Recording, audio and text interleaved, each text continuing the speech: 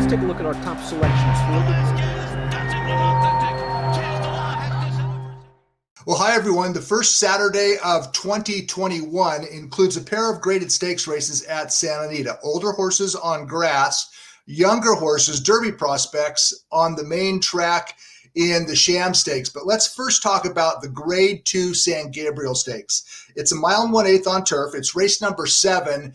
And a field of 7 entered this 9-furlong grass race. Let's go ahead and take a look at the field. The California Turf Division is not as strong as it is in the East and even the Midwest. And one recent example occurred during the Turf Festival at Del Mar in late November. All 7 graded stakes races during the Turf Festival at Del Mar were won by horses from out of state. The good news is at least a couple of those winners are in California to stay, including number 5 Count Again, who was an 8-1 shot when he made his California debut in the 1/1/16 Seabiscuit in late November at Del Mar. That was a distance that was expected to be too short for Count Again. He was a 1.25 horse at Woodbine. He won 3 of 7 at Woodbine before he transferred to trainer Phil D'Amato in California.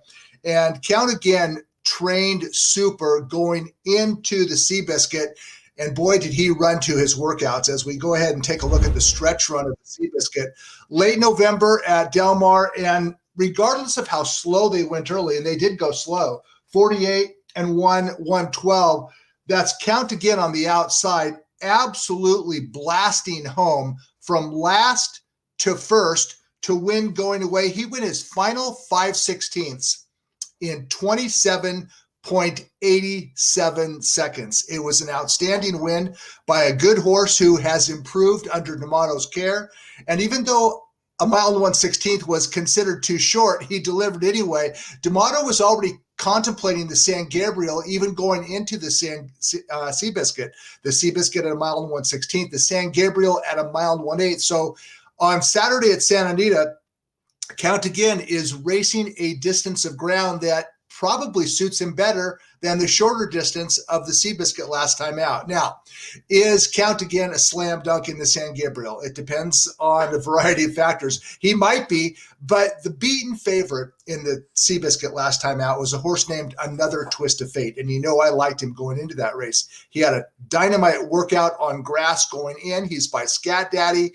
He should have liked the grass, and he actually did like the grass. But when you get a chance, go back and watch the entire Seabiscuit in its entirety. And Another Twist of Fate's trip was downright bizarre. He popped the gate, he made the lead, he went slow, 24-48, and then he surrendered the lead on the backstretch, kind of got swallowed up, and then ran on again to finish 4th. It was a bizarre trip, and jockey Joel Rosario told trainer Peter Miller after the race that he believes Another Twist of Fate would benefit by the addition of blinkers. Well, blinkers are on Saturday for the San Gabriel, and also Miller believes that Another Twist of Fate is best with a target to chase. He should get that because number 3, Bob and Jackie, is the horse that I expect will make the lead. And Another Twist of Fate, rather than making the lead on his own, he'll be sitting second. He'll be clocking Bob and Jackie all the way, and then he can take off. Now, if the blinkers can improve Another Twist of Fate's focus, I think he at least has a chance to turn the tables on Count Again, who will be very tough. Another contender we should address is number 7, Bowie's Hero. He's 7 years old. For the first time in his career, he went an entire season without winning the graded stakes. That was last year. That was Bowie's Hero going 0 for 5. But trainer Phil D'Amato, who he trains Count Again, also Bowie's Hero, believes that Flavien Prat is the guy who has the magic touch with Bowie's Hero. And Prat will be riding Bowie's Hero for the first time since 2019. Prat has ridden Bowie's Hero 4 times. He's won a grade 1 and he's won a grade 2 on the horse. So yes, Pratt does know what makes Bowie's Hero tick.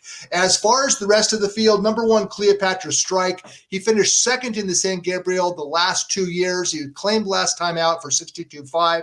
Seems like he's kind of on the downside of his career at age 8. He's had a good career, but I'm not sure he's still graded stakes caliber. Number 2, Next Shares. He won the San Gabriel 2 years ago. You never know what you're going to get with next shares. He lays at the back, picks up the pieces. He seems to have kind of lost his will to win. Number 3, Bob and Jackie, is very interesting to me because he is expected to make the lead. Now, I don't know if he can go a mile and 1/8. He's only tried a mile and 1/16 once, and that was as a maiden a couple years ago. But if Bob and Jackie is a price and he gets loose on the lead, there are worse things in betting than taking a front-running long shot. So Bob and Jackie expected to set the pace. He'll take them as far as he can. Number 4, Multiplier, has lost 22 races since his most recent win in May of 2018. He's kind of like Cleopatra Strike. Lays at the back, picks up the pieces, rarely gets there. Count Again, we talked about him. It was a very tough call between he and Another Twist of Fate. I picked Another Twist of Fate with the addition of blinkers, and then finally Bowie's Hero, who at age 7, maybe he has lost a step. When all is said and done, the Grade 2 San Gabriel Stakes on Saturday at Santa Anita, it goes through Pace Presser, Another Twist of Fate, my top selection. To win, he'll have to hold off the deep closer, Count Again. Race 7, Saturday at Santa Anita.